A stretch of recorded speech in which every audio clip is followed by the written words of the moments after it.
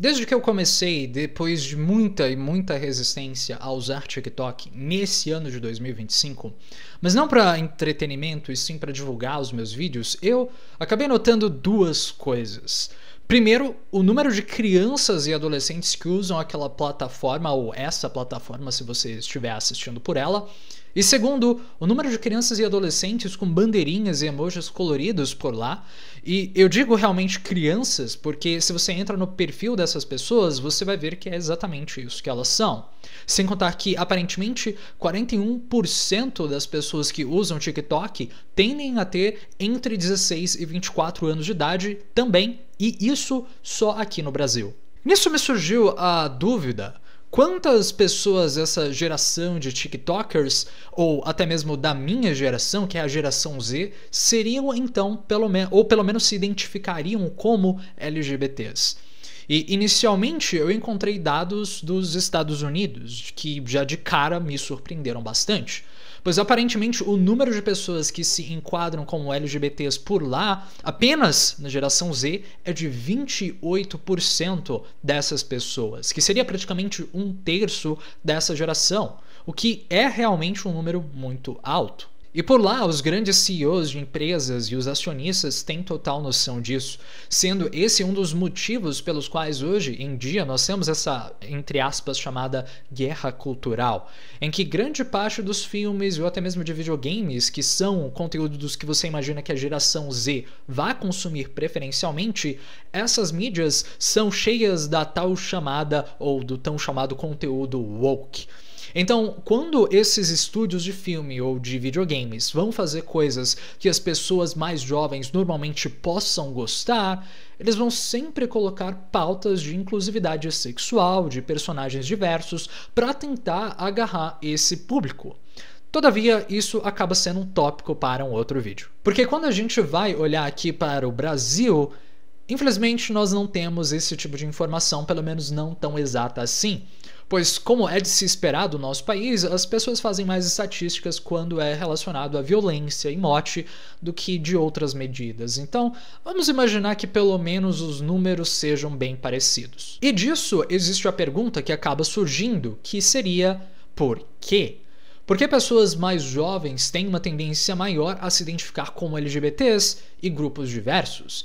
E um dos argumentos mais fortes que existe para isso é um tipo de argumento que eu sempre vejo em qualquer outro tipo de debate, na verdade, dizendo como as pessoas sempre foram assim, mas antes elas tinham medo de se expressar. Então, pela forma que a sociedade é hoje em dia, elas acabam saindo mais do armário hoje em dia.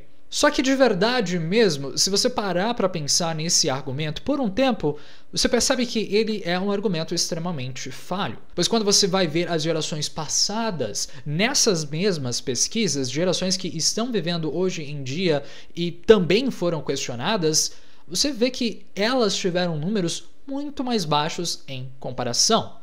Isso, inclusive, ao se tratar das pessoas da geração X e até dos millennials, que são normalmente as pessoas que se identificam mais como os wokes, os ativistas, os SJWs e outros termos roubados da gringa. Então, se até mesmo essas pessoas acabam não tendo esses mesmos números, é preciso se indagar o motivo dessa discrepância, o motivo dessa diferença estatística. E se adolescentes e jovens adultos são as pessoas que acabam se identificando mais assim, então precisamos ver quais são as subjetividades desses grupos para saber os motivos. E ainda que só possamos fazer hipóteses aqui, uma das grandes hipóteses que muitas pessoas acabam tendo é de um possível contágio psicológico ou até mesmo de um contágio social. Se você parar para pensar, por várias e várias gerações de adolescentes, sempre existe uma coisa que está na moda.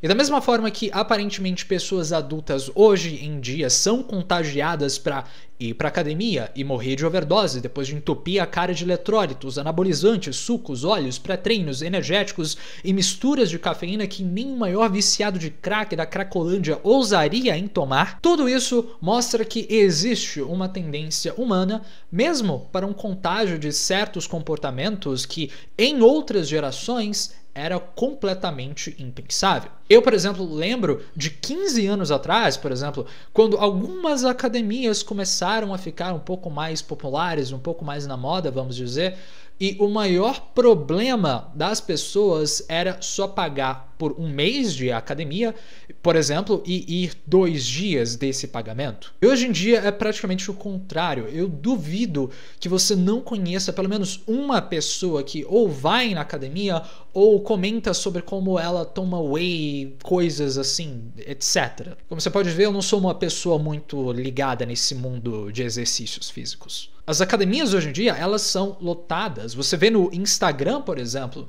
que deve ter sido um grande fator para motivar isso. Afinal, se as pessoas começam a participar mais de uma sociedade que é eletrônica, que é virtual, as aparências acabam importando contraditoriamente muito mais. Se você pegar pesquisas, por exemplo, de atratividade de pessoas, quando se olha o quesito que mais importa para relacionamentos virtuais, por exemplo, você encontra justamente a aparência em primeiro lugar. Então, apesar das coisas aqui serem apenas números, a sociedade acaba mudando e com isso as pessoas acabam encontrando novas estratégias para ganhar relevância, status e atenção alheia. Se você for usar umas teorias darwinistas de evolução, por exemplo, é possível até mesmo inferir uma seleção sexual, em que alguns comportamentos acabam sendo escolhidos pelo grupo, normalmente pelas fêmeas, para serem replicados. Não porque esses comportamentos têm em si uma utilidade ou uma vantagem, mas porque eles conseguiram chamar mais atenção. É como as penas do pavão que aparecem e que por causa disso esses pavões são mais selecionados. Claro que pode haver as vantagens de afastar mais predadores e manter o pavão e as pavoas vivas por causa disso, mas, no geral, existe também a tendência de fazer esses pavões serem mais lentos e chamativos e, por isso, serem presas muito mais fáceis de serem comidas. Ou seja, essa característica apenas focada na aparência acaba tendo um fator detrimental para o próprio pavão. Mas, por que eu estou falando disso? Bem, porque se você for olhar pelo tempo, adolescentes em específico sempre tiveram esse quesito de, digamos, seleção sexual, muito mais proeminente do que qualquer outra faixa etária.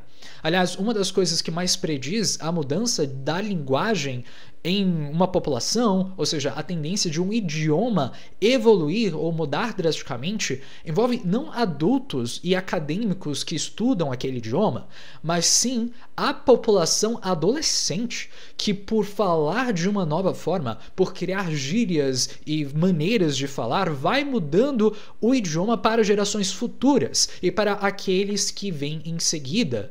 Que interessante, não é mesmo? Mas de volta ao assunto, alguns dos exemplos que podemos citar desse contágio social, especialmente em adolescentes, é por exemplo dos rockabillys dos anos 1950 lá nos Estados Unidos, como sempre, que estavam ali na época do início do rock and roll, com jaquetas de couro, com topetes, com jaquetas, calças jeans e, claro, Elvis Presley. Eles queriam, tanto pela música alta, pelos McDonald's que eles comiam, todos serem essa cultura alternativa para com os adultos da época, que eram muito mais rígidos, quadradões, focados em trabalho e tudo aquilo que você vê na melhor série do mundo, que é chamada de Mad Men. Meu Deus do céu, como essa série é boa. Daí você passa uma década depois e nos anos de 1960 você tem tal dos hippies com lemas de paz e amor, de ser contra as guerras, de valorizar o amor, a natureza, as drogas e as filosofias alternativas e afins.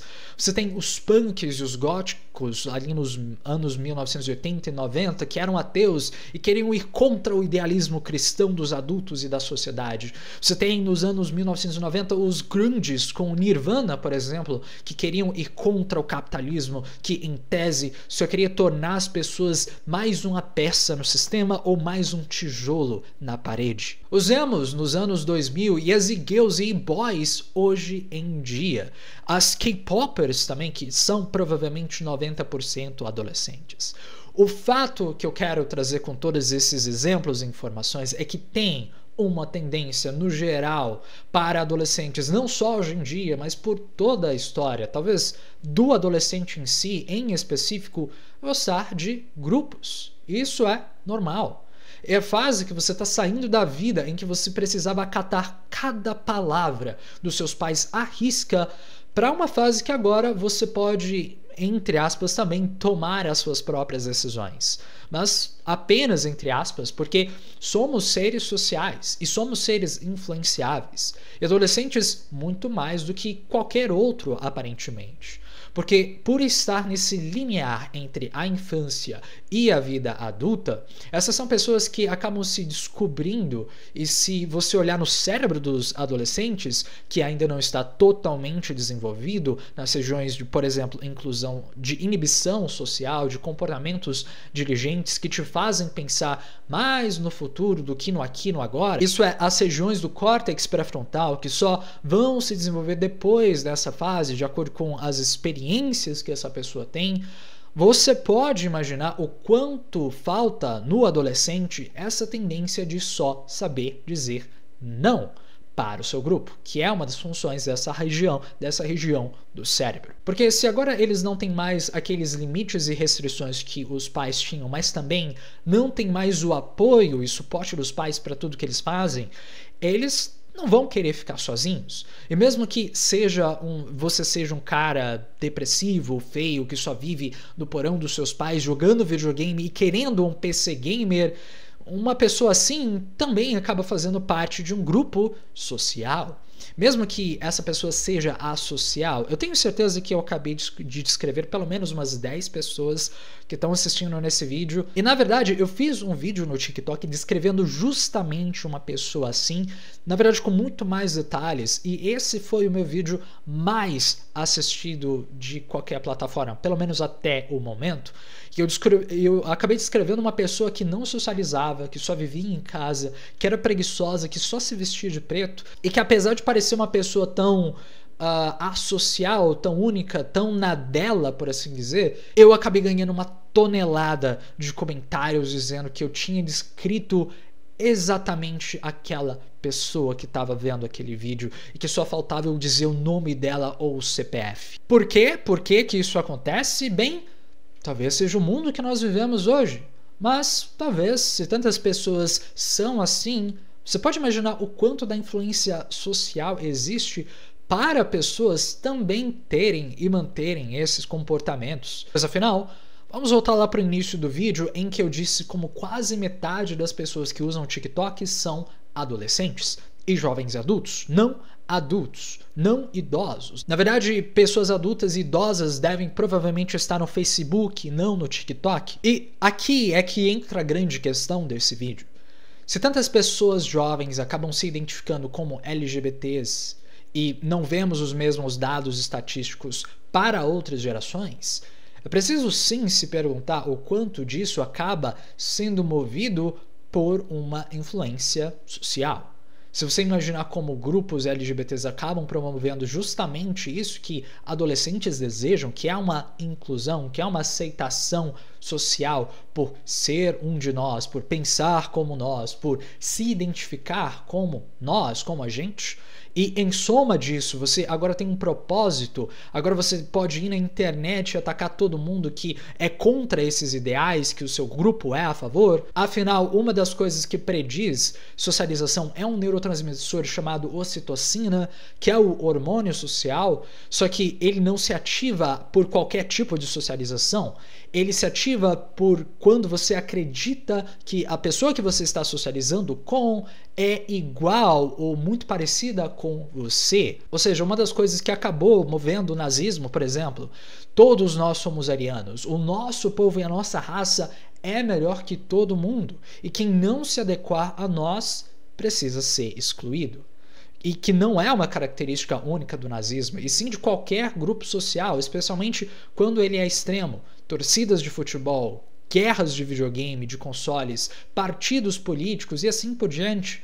Então, se eu vou ser excluído por não ser parte desse grupo, e se fazer parte de um grupo me dá todas essas outras coisas que talvez eu não conseguiria em nenhum outro lugar, como aceitação, propósito e afins, então talvez vale muito mais a pena fazer parte desse grupo do que estar fora dele, certo? Esse vídeo aqui da Gabrita Offre mostra isso muitíssimo bem, em que ela acaba explicando muito mais numa visão feminina de garotas que acabam sendo muito mais influenciadas para isso, mas que principalmente existem muitos motivos para isso acontecer, existem vantagens e existem pressões sociais também dentro desses grupos de adolescentes e não só do kit gay, por assim dizer.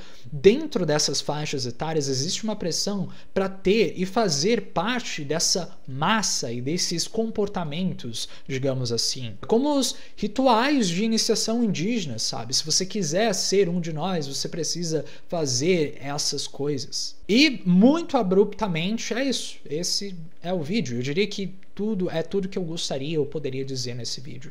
Talvez seja possível expandir para alguma outra coisa, mas você, o que você acha? Você concorda, discorda? Você tem alguma coisa a adicionar a isso? Meu nome é Júlio César, sou formado em psicologia. Você pode curtir, comentar, se inscrever e compartilhar esse vídeo. E se você tiver interesse também em um atendimento comigo, eu tenho um link aqui na descrição em que você pode agendar uma consulta. E é isso. Nos vemos amanhã para um próximo vídeo e tchau, tchau.